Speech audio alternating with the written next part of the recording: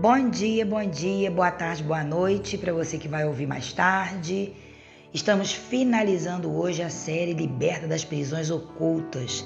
Falamos durante a semana sobre a prisão da falta de controle, falamos da prisão da culpa, falamos da prisão das ofensas, falamos da prisão da vergonha e hoje vamos fechar aqui com chave de ouro falando sobre a prisão da ira.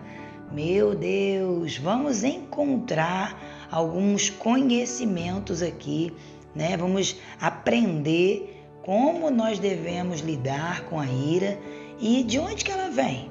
Por que às vezes eu sou uma pessoa tão irada? Por que eu sou uma pessoa que às vezes fica tão frustrada? Por que eu perco a paciência de uma hora para outra? Por que eu tenho sentido tantas enfermidades no meu corpo? Vamos descobrir agora. Para falar sobre a ira, eu quero usar o texto que está lá em Efésios, no capítulo 4, no versículo 26, que diz assim: quando vocês ficarem irados, não pequem, apaziguem a sua ira antes que o sol se ponha. Olha só, gente, que coisa mais interessante. Quero trazer umas informações para vocês aqui. A ira, ela é um intenso sentimento de raiva, né? Ela provoca um intenso sentimento de ódio, um sentimento de rancor. E ela vai mostrar que algo ali não deu certo, que alguma coisa que você planejou não saiu da forma como você gostaria, que as pessoas estão agindo com você de uma forma como você não esperaria. E a ira, ela vai deixando as pessoas assim com menos tolerância às frustrações. Então a gente pensa assim, poxa, por que a pessoa tem tanta intolerância à frustração? Porque dentro dela tem muita ira, né? Agora, o que a ira provoca dentro do nosso organismo? Falando da fisiologia. Porque a ira, ela é uma descarga de adrenalina que o nosso organismo recebe, muito grande. E aí é por isso que vai provocar as alterações fisiológicas. Vai ter um aumento de pressão, vai ter um aumento de frequência cardíaca, vai ter tontura, a pessoa vai tremer, ela pode ter insônia. Então o que acontece? Nós temos que entender que esse sentimento de ira, ele vai provocar uma doença, né? Psicossomática. Por que psicossomática? Porque ela ataca a nossa mente. É algo psicológico, mas não é no lado psicológico de inventando. Tem gente que fala assim, essa dor é psicológica, né? Ou seja, parece que você está inventando. Não, dor psicológica ela existe, só que ela tem uma natureza que não aparece, né? Porque quando nós vamos olhar para esse versículo de Efésios 4, 26, o versículo diz assim: quando vocês ficarem irados, então nós vamos ficar irados. Não tem como fugir, o ser humano não consegue fugir da ira, né? De ficar bravo ali, daquela adrenalina, impedir a adrenalina de tomar ali aquela descarga de adrenalina. Não tem como eu impedir isso.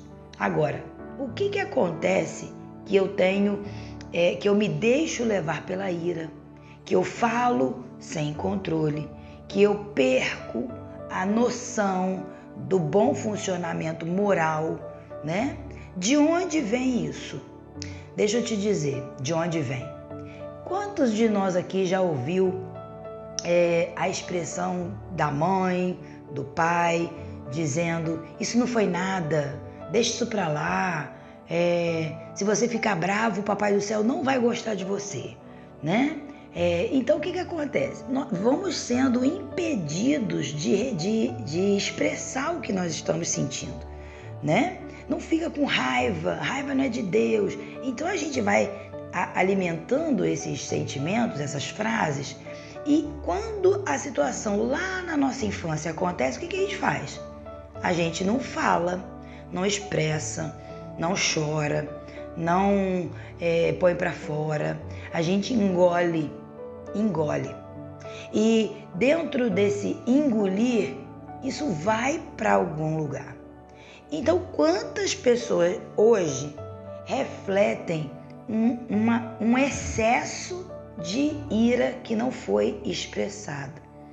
Então, porque eu vivi no meio de uma família que às vezes era muito falante, brigando, que era muito brigona, falava muito alto, ou o contrário, uma família muito silenciosa, com medo de escândalo, que não gostava muito de escândalo, que não gostava de deixar os vizinhos ouvirem algumas coisas. É lógico que ninguém quer isso. Mas eu estou dizendo aqui modelos de família que às vezes nós vamos entrando, nós vamos vivendo, né? Nós estamos ali e não tem como a gente sair dali. E aquilo ali vai provocando uma raiva, né?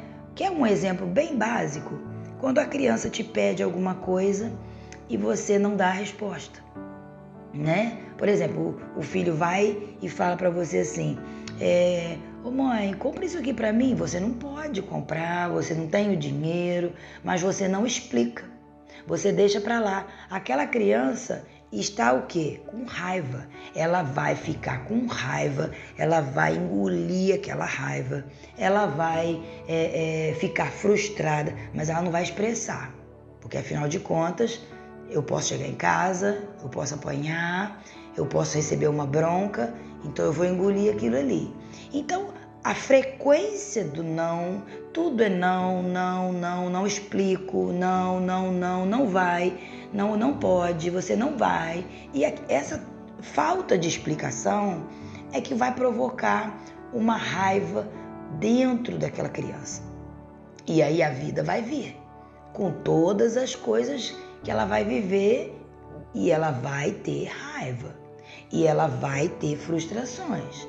Ela vai ser uma pessoa que vai se decepcionar em algum momento nessa estrada da vida, mas ela não sabe botar para fora. E aí para onde que vai? Vai para pressão alta, vai para ataques de ansiedade, vai para frequência cardíaca aumentada, né? Vai para insônia, vai para tonturas, vai para dor de estômago, vai para intestino, problema no intestino preso, né? Intestino às vezes solto demais. Por quê? Porque tudo vai somatizar no nosso corpo. Então, o que nós de repente estamos vivendo hoje, que é a falta de expressar. A palavra está dizendo que quando vocês ficarem irados, não pequem. O que ele está ensinando aqui? Que eu devo consertar aquilo para que aquilo não fique dentro de mim e eu não fique doente. Então ele está dizendo aqui, apaziguem a sua ira antes que o sol se ponha. Olha o que ele está dizendo aqui. Ou seja, conserte isso aí antes de um dia para o outro. Conserte isso aí antes de 24 horas, que é o período do sol se pôr. Não fica com isso aí dentro, não. Porque abrigar esse sentimento vai trazer doenças. Doenças físicas, doenças emocionais, né? Porque quem é que gosta de conviver com uma pessoa que fica irada, que abre a boca para brigar, que tudo se enraivece, hein? Quem gosta? Ninguém gosta. Então o que essa pessoa vai viver? Uma solidão. Agora nós olhamos e falamos, não, eu sou uma pessoa tão pacífica, mas eu passo por problemas de insônia, eu passo por frequências cardíacas aumentadas, eu tenho problema de pressão. Será que eu tenho ira escondida dentro de mim? Olha, deixa eu te dizer, se nós não tratarmos os sintomas que muitas pessoas vão sentindo, essas pessoas nunca vão descobrir que dentro delas existiu um momento em que elas ficaram com raiva e não expressaram. Elas nunca vão saber. Por isso, a importância de nós observarmos a nossa infância, de nós observarmos, porque hoje, o que acontece hoje é o reflexo de ontem. O que acontece hoje é o reflexo do meu passado. Eu estou muitas vezes vivendo um presente ruim, porque o meu passado não foi resolvido. E nós temos tanto exemplo disso na palavra. Quando a gente olha para Jacó, que depois de ter feito toda aquela situação difícil na família. Quem não sabe, ele enganou o irmão, ele enganou o pai, e ele quis uma vida bem-sucedida. Ele precisou voltar e consertar. Senão ele não se transformaria em Israel, aquele que prevaleceu com Deus, aquele que teve a sua vida mudada, né? Agora, nós precisamos ter a coragem de dizer: Deus, me ajuda a olhar para a minha história. Me ajuda a olhar para a minha história para saber se eu preciso voltar lá atrás. Se eu preciso me avaliar.